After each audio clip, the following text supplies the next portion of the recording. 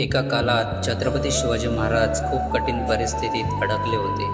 त्यांच्या समोर होते शत्रूंचे मोठे सैन्य, संसाधनांची कमतरता आणि प्रत्येक बाजूने संकट. पण महाराजांनी कधीही परिस्थितीला दोष दिला नाही. त्यांनी स्वतःला विचारलं, मी याला कसा सामोरे जाणार? पन्हाळगडातून सुटका करताना परिस्थिती पूर्णपणे त्यांच्या विरोधात होती, पण त्यांनी भीतीला शरण न जाता धैर्य, बुद्धी आणि योग्य निर्णयाने मार्ग काढला. बाजीप्रभू देशपांडे यासारख्या मावळ्यांच्या मदतीने त्यांनी पावनखिंडीत इतिहास घडवला. परिस्थिती कठीण होती, पण त्यांचा दृष्टिकोन मजबूत होता. यातून आपण एकच गोष्ट शिकतो, परिस्थिती कधीच तुमचं भविष्य ठरवत नाही. तुमचा ॲटिट्यूड, तुमचा निर्णय आणि तुमची लढायची तयारी हेच तुमचं यश ठरवतं. म्हणूनच परिस्थिती नाही, तुमचा प्रतिसाद तुमची ओळख बनवतो.